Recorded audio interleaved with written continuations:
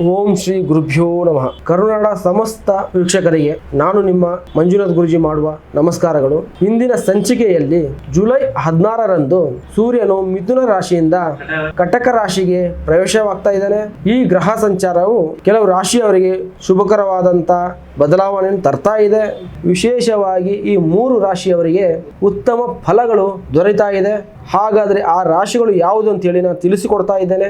ಈ ವಿಡಿಯೋನ ಲೈಕ್ ಮಾಡಿ, ಶೇರ್ ಮಾಡಿ, ಹಾಗೆ ನಮ್ಮ ಯೂಟ್ಯೂಬ್ ಚಾನಲ್ ಅನ್ನ ಸಬ್ಸ್ಕ್ರೈಬ್ ಮಾಡಿ. ಮೊದಲನೇ ರಾಶಿಯಾಗಿ ಕಟಕ ರಾಶಿ. ತನ್ನ ರಾಶಿಗೆ ಸೂರ್ಯನು ಪ್ರವೇಶ ಮಾಡುವುದರಿಂದ ಉದ್ಯೋಗದಲ್ಲಿ ಗೌರವ ಸಿಗ್ತದೆ. ಆರ್ಥಿಕವಾಗಿ ನಿಂತ ಕೆಲಸಗಳು ಪೂರ್ತಿ ಆಗ್ತದೆ. ಕುಟುಂಬದಲ್ಲಿ ಸಂತೋಷದ ವಾತಾವರಣ ನಿರ್ಮಾಣವಾಗ್ತದೆ.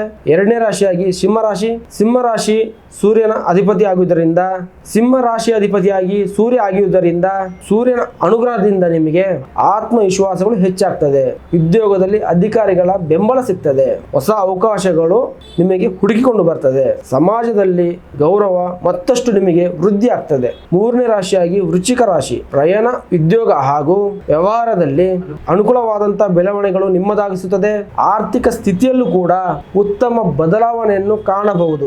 ಈ 3 ರಾಶಿ ಅಲ್ಲದೆ ಪ್ರತಿಯೊಬ್ಬರು ಕೂಡ ಸೂರ್ಯ ಉದಯಿಸುವಾಗ ಪ್ರತಿ ಭಾನುವಾರ ಸೂರ್ಯನಿಗೆ ನಮಸ್ಕಾರ ಮಾಡಿ ನಮ್ಮ ಕಮೆಂಟ್ ಬಾಕ್ಸ್ ನಲ್ಲಿ ಓಂ ಸೂರ್ಯ ದೇವಾಯ ನಮಃ ಈ ಮಂತ್ರವನ್ನ ಕಮೆಂಟ್ ಮಾಡಿ. ಈ ವಿಡಿಯೋನ ಲೈಕ್ ಮಾಡಿ, ಶೇರ್ ಮಾಡಿ. ನಮಸ್ಕಾರ.